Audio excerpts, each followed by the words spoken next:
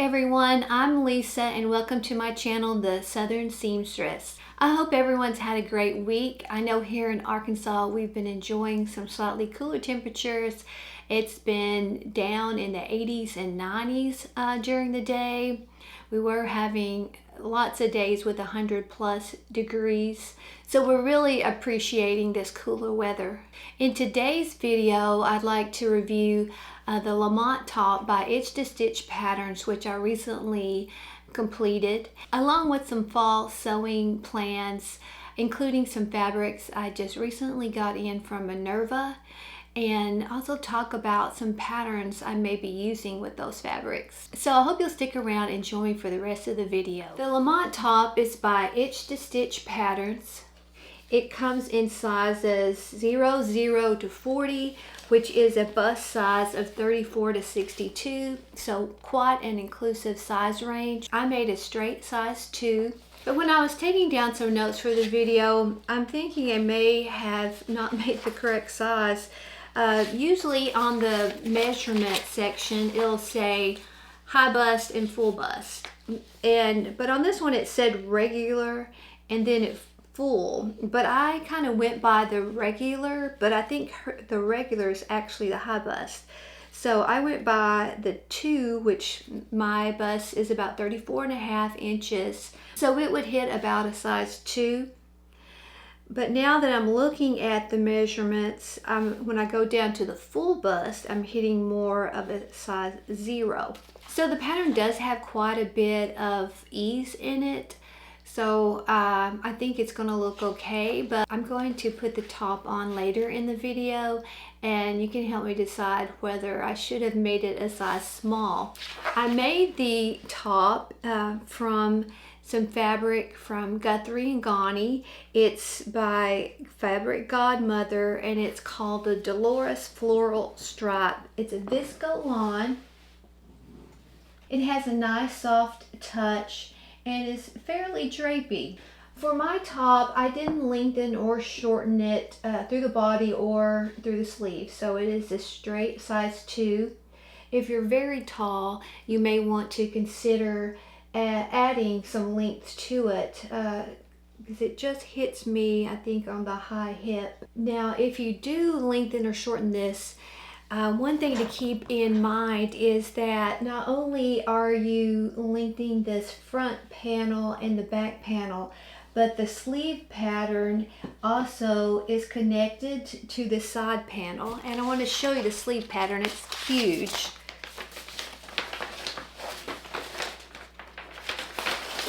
So the sleeve pattern is very big and it looks like this.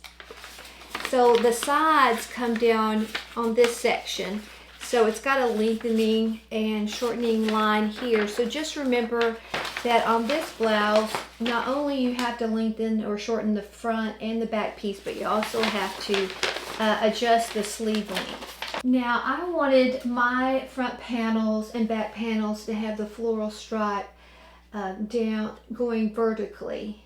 Now the grain of this fabric runs the opposite. It runs this way. So if I was laying the pattern piece with the grain, the stripes would have went this way. But I thought it would work okay this way because with the grain line there's no real stretch, and with this perpendicular to the grain line there's not really any stretch. So I didn't think it would affect the way it hangs too much. And I really do like the panel in the front. I think it's very pretty, and we got the same panel in the back. This fabric's really soft, so when I was laying it out, the fold area where you put the edge of the pattern piece, was kind of floppy, and I wanted to make sure I had it centered, so I just took my iron and pressed a crease into the fold, and then I laid my pattern piece and pinned it exactly to the edge. One thing I might have done differently is when I cut my sleeves out, I had the fabric folded and I cut them out together, and the stripes of the floral are just a little bit different. It's no really big deal, but I just kind of like how this one is a little bit higher up. So if I would have cut them out separately, I could have flipped my pattern piece and could have made them line up exactly the same way. But they're fairly close. I just think this one's got more green showing right here, and I like how this one looks better. Now, this is a fairly easy pattern. There's no buttons, there's no zipper. The only fiddly part, I guess, there's a little bit of gathering here. Now, on this section, you do have to ease this in somewhat. It's not exactly the same length on this piece and this piece. So there's some easing here, some gathering here, a little bit of gathering here. Also on this pattern, you need to remember that it has two different seam allowances. The majority of the blouse is made with a 1/2 inch seam allowance, but around this neck edge and around the armbands, it's 3/8. So if you're not careful, you may be, taking too much of a seam on this area. So on the bias, when you apply the bias strips, you put the right sides together and seam it, and then you're supposed to press it in to the inside and baste it, and then put a top stitch on the outside edge. Well, when I did that, my top stitch, this fabric just did not look good top stitched. And my top stitching was fairly straight, but I guess because this fabric lacks a crispness, it just made it look cheap. It didn't add anything to it. And my thread matched pretty well. I did machine stitch this bottom hem, so you can see that the thread is you might not can see the thread at all, but it's very close to this color. So it just bothered me. It looked tacky. So I just ripped it out, and then I hand sewed down the inside here, and I knew it would be the same problem on the armbands.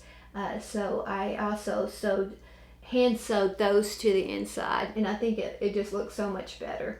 Now, I'm not sure if this fabric was such a great choice for this pattern. If you look at the front page of the pattern, you can tell that her blouse looks like it's made in a crisper, maybe slightly thicker fabric, some sort of cotton blend. Now, when I decided to use this fabric, I thought, well, it's drapes really well, so I thought it would look even better than the picture. So I think it would sew up better with a little bit of a crisper fabric. I don't really like the way these seams right here lay, and I think if the fabric was heavier and crisper, then it would just hang better. And also, I think if it was had a little bit more body, the top stitching would have worked. So I do like the style of this blouse, and I will make it again, but I think it would do really well with like a linen or a cotton linen blend. And I have several pieces of linen that I didn't get around to making this summer. So in the spring, I may use one of those pieces and redo this blouse, because I think it is a really pretty blouse. So I think I'll go and pop this on and let you see how it looks on me. So I'll be right back. So now I'm back wearing the Lamont top. I don't know if it goes too well with blue jean shorts. It's a little bit dressy feel to it. But you can see that it's not a super long top. And I'm 5'2". I guess it comes mid-hip on me. So if you are, much taller, you may want to add a little length to it. Now I think this size is okay. It is roomy here in the front and pretty roomy on the sides. I think for a more fitted look, I would go down a size. I think next time I may make the size 0. There's not a lot of difference between each size, so I think it would bring it in, maybe bring this fullness, looseness right here above the bust in, and just bring it a little bit in here at the waist.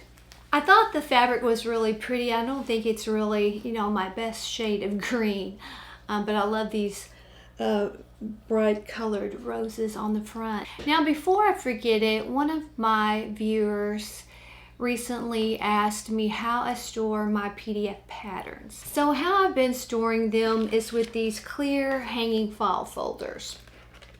I got these off of Amazon. Quite a few come in a set. There's like, I'm thinking about 5 or 6 different colored tops. Now these are really heavy duty. There were some other clear ones on Amazon that were cheaper, but the reviews weren't as good on them, and people were saying that it was worth the extra price to get this heavy duty folder. So I got a set of these, and I have liked them so far. I do have them linked down in the description if you're interested in looking them up on Amazon. You can see exactly which ones I got. Now I put these in this little clear file box. Now this I did not get on Amazon. See the front. I actually got this at Sam's Club, but any file organizer box should work. I like this one because it was clear and because it's not super big. See the width of it, and it is stackable. You can stack them up. I also picked another one of these up the other day because once I get these files filled up with all the thick instruction booklets and the folded pattern pieces, it's going to take more than one file box to get them in. But I really like this. It comes with the little tabs that you can write on them. So I write the name of the pattern and also the pattern company. I just put their initials after it, so I can just see at a glance. I also put them in alphabetical order. So anyway, that's how I store my PDF patterns. So while we're talking about pattern storage, I just wanted to show you how I store my Big 4 patterns. I love clear containers, and these are from Amazon also. They're linked below, but I bought a set of 4, I believe, and they're just tall enough to stand your pattern up if you want to stand your pattern up, and then they just have a little hinge lid back here, but you can get quite a few patterns in here. This one's not full yet, and it's probably got 20 patterns in it. Now right now I don't have, you know, a big collection of these type of patterns, so I'm just using, I think, 2 of the 4. I'm putting just all the woven patterns in one and the knit patterns in another one. But as my collection grows, I will probably, you know, use one for tops, use one for pants and shorts, and then maybe another one for dresses and skirts, and then maybe a miscellaneous one. So this is how I store the Big 4 type patterns. These are also stackable. So for the last part of the video, I just wanted to go over some of my future fall sewing plans. I recently got in an order from Minerva with some fabrics that should be suitable for this fall. The first one is this really pretty floral French terry. It's a French terry stretch knit. It's 95% cotton, 5% lycra. I think it's going to make like a great sweatshirt type top. I also have the same type of fabric in this cute little animal print that's got some little foxes and squirrels and hedgehogs and rabbits, and it's this background, I don't know if you can tell, but it's like a deep wine color. So I thought that was kind of unusual. And the patterns I had in mind for these 2 French terry fabrics were a couple of tops that I had seen on the Style Arc website. Some of you may have heard that Style Arc's having a sale currently on their patterns from September 21st to the 25th. So you may see this video before it ends. And I was really excited about that. And when I saw the announcement, I must have been on my phone right before I went to bed, and it was on Instagram, but I don't think I had my contacts in because I didn't read the announcement quite correctly. I thought it said all their patterns would be 20% off. So this was a few days before the sale was supposed to start. So I started going on the website, looking at all the patterns, reading all the reviews to see which ones I might be getting on the sale. And the patterns are fairly pricey. Even on sale, they're going to be over $10 each. So I wanted to try to maybe narrow down my selection to ones that I thought I would be making more than one time, because if I pay $12, $14 or more for a pattern, I want to make it more than once. So anyway, I had narrowed it down to like 3 different fall winter type patterns. And then when I went to the website the first day of the sale, there was no code showing up. There was nothing about the sale, and I thought, what's wrong? I don't know. And when I thought maybe you have to go to the checkout. So I went to the checkout, and I think it did pop up like a welcome 15 discount because it was my first order with them. Anyway, so I tried to go back to Instagram and find the sale announcement, and I didn't actually find it again there, but I went to their Facebook group, and what it is that it's only their patterns on Amazon that are 20% off. It's not on their regular website. So I thought, okay, maybe they'll have those patterns on Amazon. So I go to Amazon. Of the 3 patterns that I wanted, none of them were on the Amazon site. And I'd only meant to buy patterns that I was going to make this fall. While I was on the Amazon site looking at the Style Art patterns, I did see a dress. It's a summer dress that I thought was really pretty. It's the Armadale dress, and I'll pop up a picture of that.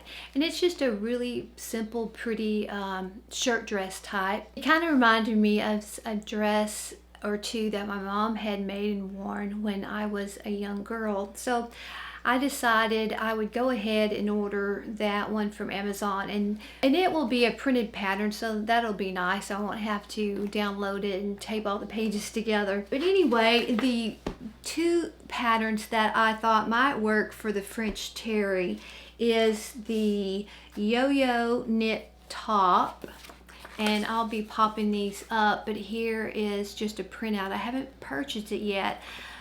I also noticed when I was on their Facebook that they have a new thing that if you join their newsletter, they announce every Sunday that they're going to have a certain PDF pattern 30% off. And actually in the US, the email came out today. So the one that came out today, a little jumpsuit pattern, but it wasn't one that I wanted. So I'm hoping maybe in the next few weeks, one of the patterns that I want will come on sale, because it'll be a few weeks before I can, make anything out of these fabrics. But one thought was the yo-yo knit top. The other pattern that I thought would work well with the French Terry is the Preston knit sweater. It almost looks like a sweatshirt too, but it's got these pocket details that I thought were cute, and I like these raglan sleeves on that one. The other one has kind of dropped set-in sleeves. I liked on the other one, it has this kind of traditional insert with the V that a lot of the traditional sweatshirts have, and you can make it cropped or longer. One thing I noticed about the Style Art patterns, and I haven't made any so far, was that all the line drawings to me look really cool, and they look fitted or slightly fitted. But then they have the pictures of people wearing the actual garments, and a lot of times to me they just don't look as cute, or they don't look like they have as much form to them. So I was really glad that they have reviews on their website for people to tell what they liked or didn't like about the pattern.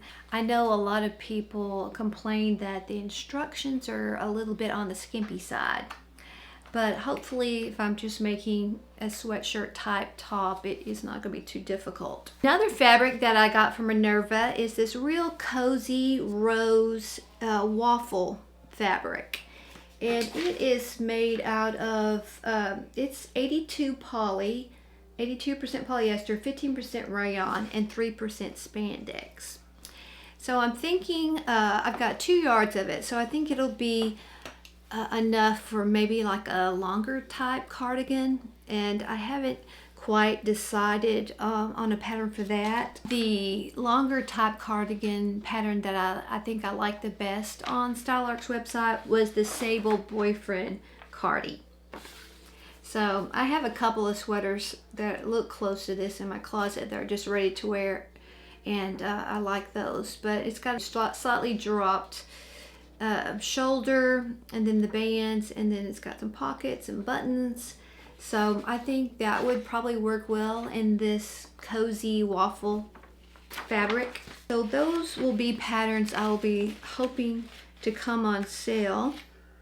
I have another waffle fabric that is this pretty kind of sagey olive green. Now from a distance it looks a lot like what the rose is, but the contents, the fiber contents, a little bit different, and it is heavier. And it is made out of 80% cotton, 20% polyester. So this one's mostly cotton, and you can tell the difference in the feel.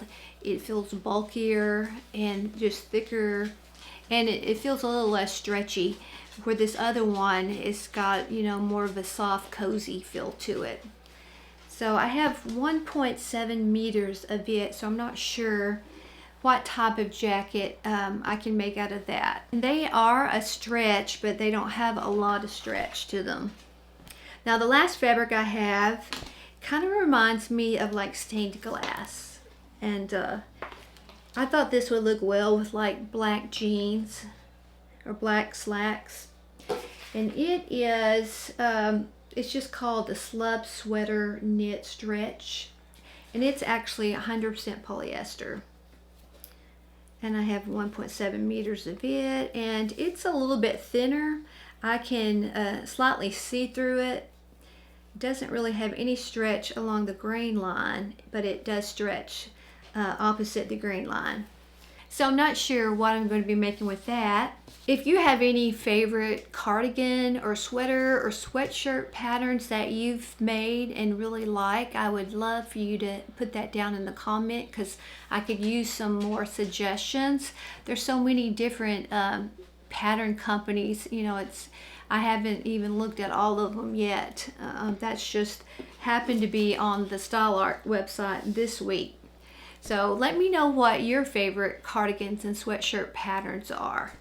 Well, that does it for this week's video. Thank you so much for dropping by. If you enjoyed the video, I would love for you to give it a thumbs up. And if you're not subscribed already, I would love for you to help me grow my channel and hit that subscribe button. So take care, have a great week, and I will see you in my next video.